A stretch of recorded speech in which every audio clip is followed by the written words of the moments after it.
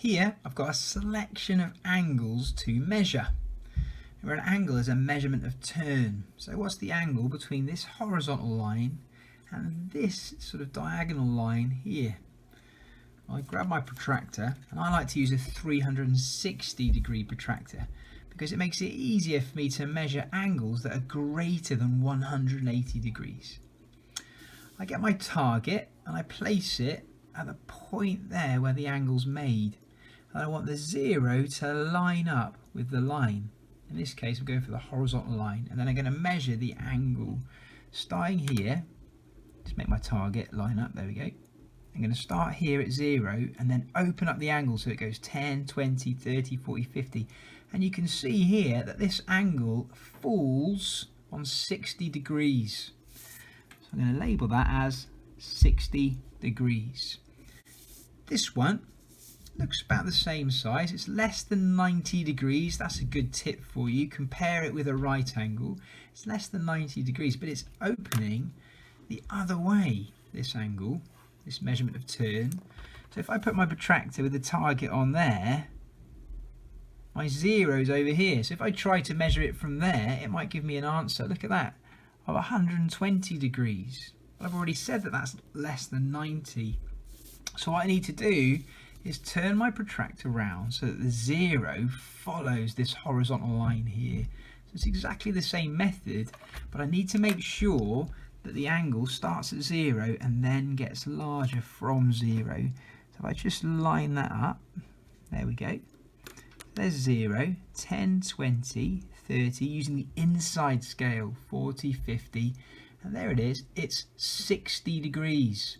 It's not this one here, it's not 300, because it's less than 90, it's 60 degrees. It's in fact the same size angle as this one here. It's just opened in a different direction, and that's okay. Right, so there's two acute angles, they're both the same. This one down here is greater than 90 degrees, but it's less than 180, so this is an obtuse angle. Get my protractor, find the target, looking at 0 as well, line that up on the line. Get the target there, the 0 on the line, and then starting at 0, opening up this angle. There's 90, it's greater than 90 like we said. There's 130, and there's 135. It's not 145 because I haven't got there yet.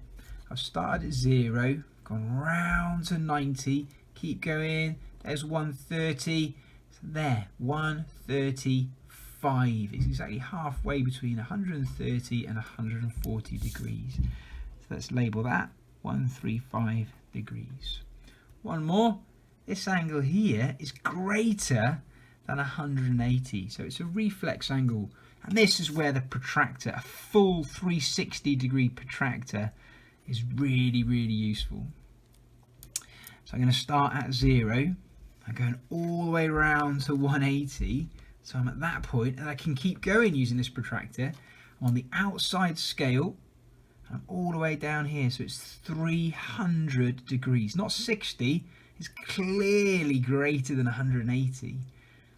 I can tell which angle I'm measuring. It's not this one because that's where the angle's been drawn. So it's 300 degrees. Let's put that back on there so we can see that again. There it is there. It's gone all the way around from 0 and it's finished there at 300 degrees.